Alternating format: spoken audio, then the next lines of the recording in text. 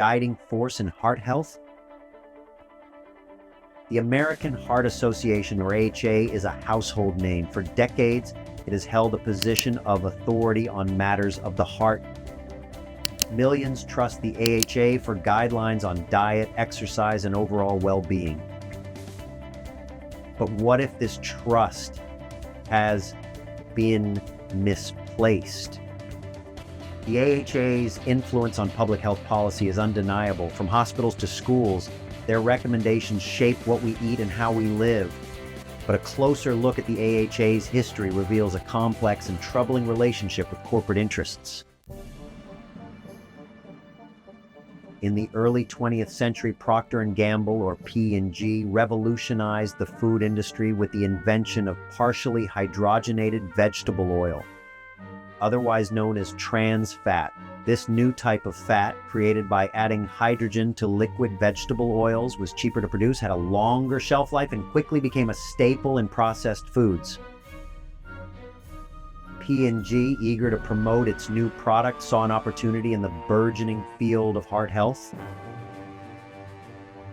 The company provided significant funding to the AHA, becoming one of its earliest and largest benefactors. This financial support, while beneficial for the AHA's growth, raised questions about potential conflicts of interest.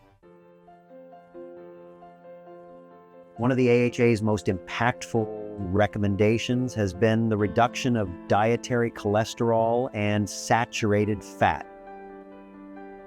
This guidance, largely based on observational studies, led to a widespread fear of animal fats. Foods like butter, eggs, and red meat were demonized, while processed foods, low in saturated fat but high in sugar and refined carbohydrates, filled supermarket shelves. However, recent research has challenged the long-held belief that saturated fat is the enemy. Studies have shown that dietary cholesterol has a minimal impact on blood cholesterol levels for most people. Furthermore, cholesterol plays a vital role in hormone production, cell function, and overall health.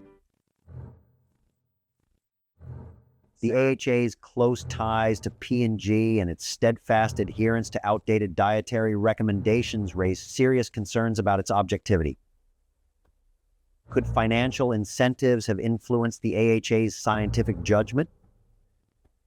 Is it possible that the organization prioritized the interests of its corporate sponsors over the health of the public?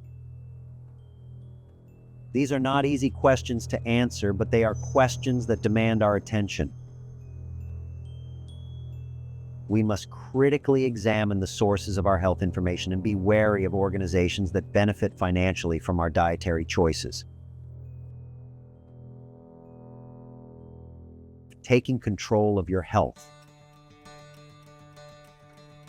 The good news is that we are not powerless.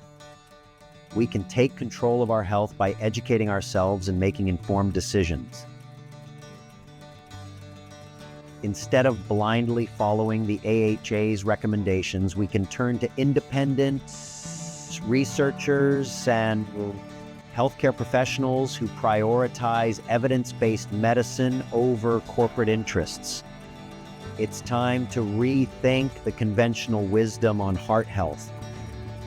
Let's move beyond the fear-mongering and misinformation and embrace a holistic approach to well-being that prioritizes whole, unprocessed foods, mindful eating, and regular physical activity. Our health depends on it.